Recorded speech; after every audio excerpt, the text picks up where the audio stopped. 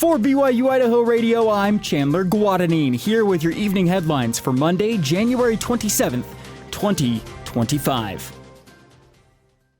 Idaho's unemployment rate ticked up in December. The most recent report from the Idaho Department of Labor shows that the seasonally adjusted unemployment rate went up from 3.7% in November to 3.8% in December. Meanwhile, the total unemployment rate was up by 0.5% between December 2023 and December 2024.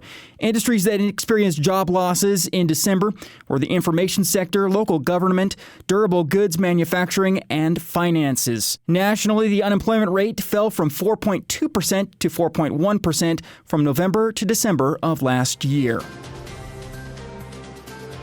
The discussion over school choice in Idaho has been heating up recently. Austin Pace has the latest. For the past several years, Idaho lawmakers have rejected proposals to expand what they call school choice for Idaho students. But this year may be different. This legislative session, State Superintendent Debbie Critchfield is hopeful this could be the year for the state to make a change. But she recognizes the community's love and support for their local public schools.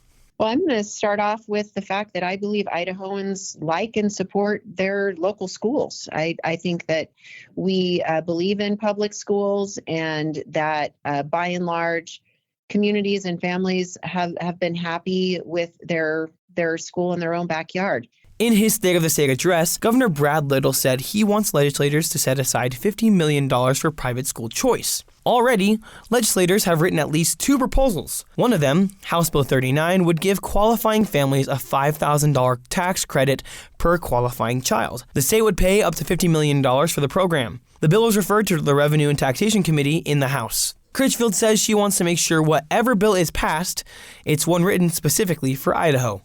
You know, we look at different states and say, well, Arizona's doing X and Florida's doing Y, and, even Utah has some version of something.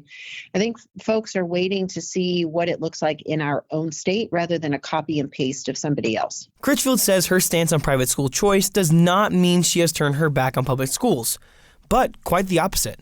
Well, I think the biggest comment or feedback that I've gotten on this is maybe a surprise that, well, have I turned, as a state superintendent of public schools, have I turned my back on public schools because I'm open to the conversation?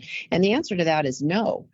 In fact, my interest in being a part of the discussion and being at the table comes around the fact that I am elected to be an advocate for public schools. When it comes to the benefits of private school choice, Critchfield believes it will depend on each family and child, which is exactly why she believes private school choice would benefit Idaho. I will fiercely defend and support parents' choices when it comes to how and when and where they educate their child. We want that child to be educated where they feel safe and where they will have the supports that best help them with the values that their families have. We'll let you know what legislators decide on the bills proposed this session.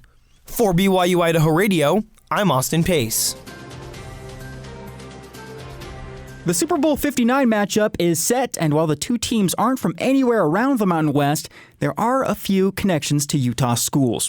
After the Philadelphia Eagles blew out the Washington Commanders 55-23, and the Kansas City Chiefs edged out the Buffalo Bills 32-29, the Super Bowl is a rematch of the game we saw 2 years ago.